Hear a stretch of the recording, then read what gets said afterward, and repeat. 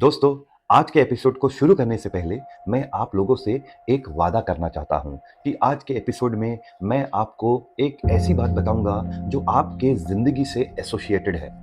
जैसा मैंने आपको पिछले एपिसोड में कहा था कि जिस तरह एक इंसान की लाइफ साइकिल होती है, ठीक उसी तरह एक प्रोडक्ट की भी लाइफ साइकिल होती है। और जब हम इन दोनों को एसोसिएट करते हैं तो हमारी समझ बहुत बढ़ जाती है और ये समझ हमें एक बहुत अच्छा सेल्स एंड मार्केटिंग पर्सनल बनाती है। तो आइए बिना किसी देर के स्टार्ट करते हैं आज का एपिसोड।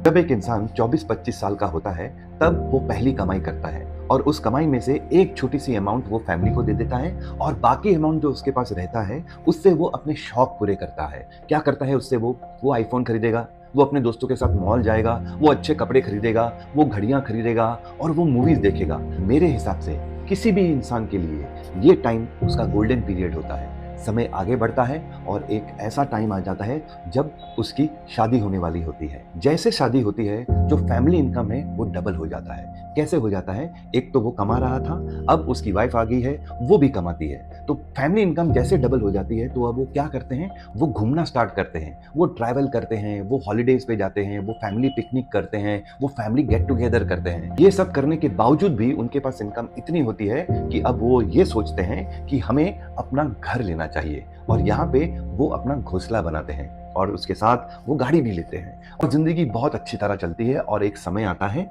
जब वो 2 से 3 हो जाते हैं, मतलब अब उनके लाइफ में एंट्री होती है उनके बच्चों की।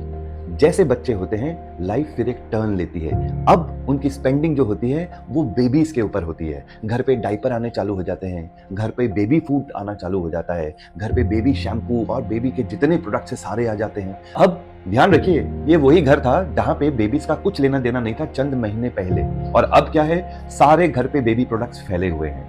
तो इस समय क्या हुआ? इस समय वो मार्केट घुसा आपके घर के अंदर जो बेबी प्रोडक्ट्स बनाते हैं। यहां तक कि जब बच्चे अपने पैरों में खड़े होना स्टार्ट करते हैं तो डिसीजंस जो हैं माता पिता नहीं लेते हैं, मेजर डिसीजंस बच्चे लेते हैं और बच्चों की बात माता पिता को सुननी पड़ती है। और तब पता चलता है यार, बॉस तो हम नहीं, बॉस तो हमारे बच्चे हैं। ठीक इसी समय पर एक सेल्फ रियलाइजेशन होती है।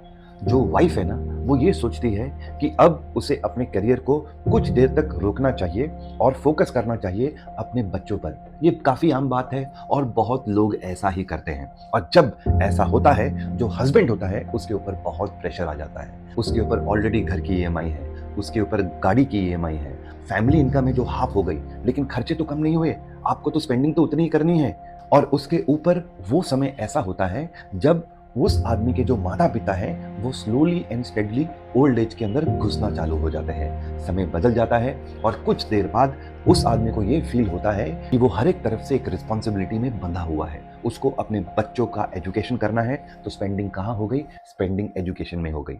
और इसके सिवाय अगर उसको अपने बच्चे के टैलेंट को डेवलप करना है तो उसको टैलेंट में भी इन्वेस्ट करना पड़ता है। और दूसरी तरफ क्योंकि उसके माता पिता ओल्ड हो रहे हैं तो उसके जो खर्चे हैं वो वहाँ पे शिफ्ट हो जाते हैं। अब उसको मम्मी पापा को सपोर्ट करना पड़ता है क्योंकि वो ऑलमोस्ट रिटायरमेंट में है, उनके ऊपर मेडिकल एक्सपेंसेस बढ़ जाते हैं। और ये जो टाइम है ये काफ़ी संघर्ष वाला टाइम है और इसको कुछ लोग कहते हैं ये मिड करियर क्राइसिस होती है। फिर बच्चे बड़े हो जाते हैं और वो हायर एजुकेशन के लिए जाते हैं और हायर एजुकेशन का मतलब क्या हुआ? Higher money.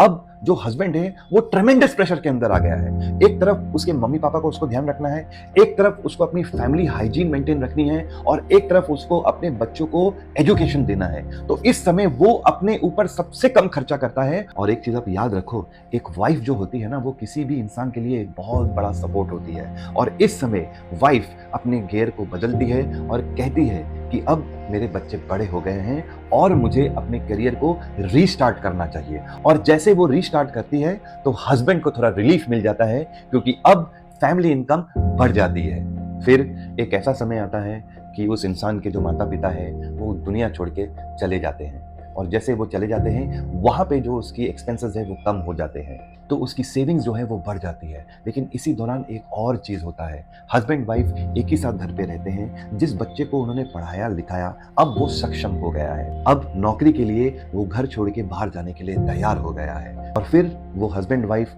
अकेले रह जाते हैं उस घर पर। उनके बच्चों के प्रति जो रिस्पॉन्सिबिलिटी थी वो पूरी हो गई।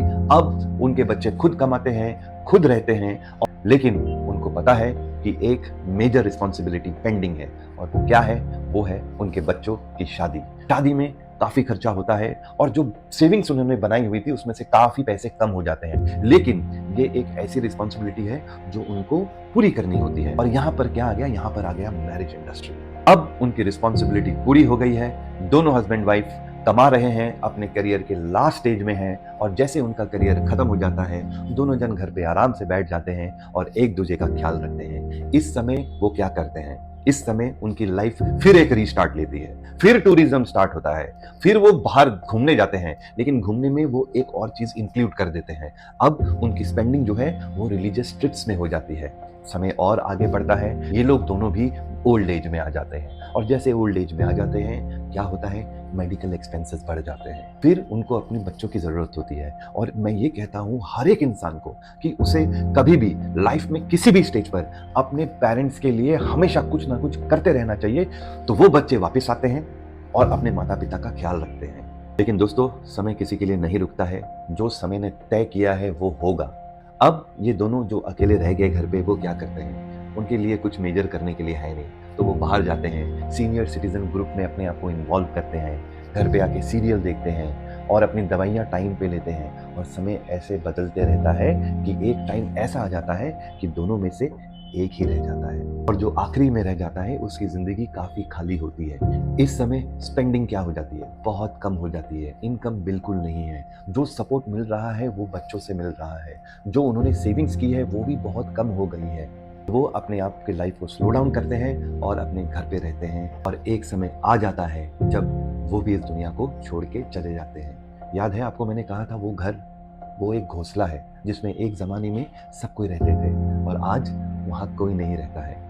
ह्यूमन लाइफ साइकिल और मार्केटिंग जो है वो कंप्लीटली इंटीग्रेटेड है, और जो इंसान ह्यूमन लाइफ साइकिल को समझ सकता है वो एक सक्सेसफुल मार्केटर बन सकता है। अगर आप गौर फरमाएंगे तो आपको पता चलेगा कि जो भी प्रोडक्ट आप बना रहे हैं उसके जो भी कस्टमर्स हैं वो एक पर्टिकुलर लाइफ साइकिल में हैं, और उस लाइफ साइकिल में वो प्रोडक्ट काफी रेलिवेंट होता है। लेकिन जैसे लाइफ साइकिल्स बदलती हैं वैसे वैसे वो प्रोडक्ट उनके लाइफ से हटना चालू होता है और दूसरे प्रोडक्ट आना स्टार्ट हो जाता है। फॉर एग्जाम्पल, अगर हम एनर्जी ड्रिंक की बात करें और इसको लाइफ साइकिल से इंटीग्रेट करें तो हमको पता चलेगा जो एनर्जी ड्रिंक है ना, लोग बेसिकली 40 साल तक पीते हैं। 40 साल के बाद वो हेल्थ कॉन्शियस हो जाते हैं, और एनर्जी ड्रिंक जो है वो उनके लाइफ से एग्जिट लेती है, और हेल्थ प्रोडक्ट जो है उनके लाइफ में एंट्री लेती है। जब हम मेडिकल इंडस्ट्री की बात करते हैं तो उस इंडस्ट्री में हमको कभी ना कभी जरूरत पड़ते रहती है, लेकिन हम उस इंडस्ट्री के ऊपर बहुत ज्यादा डिपेंडेंट कब होते हैं? 50 ईयर्स के बाद। हम क्या है, हमारा जो डिस्टेंस है फ्रॉम हॉस्पिटल टू होम वो कम होने लगता है। क्यों? क्योंकि हमें सपोर्ट की जरूरत होती है। तो यहाँ पर फिर एक इंडस्ट्री आ गई। कौन सी इंडस्ट्री?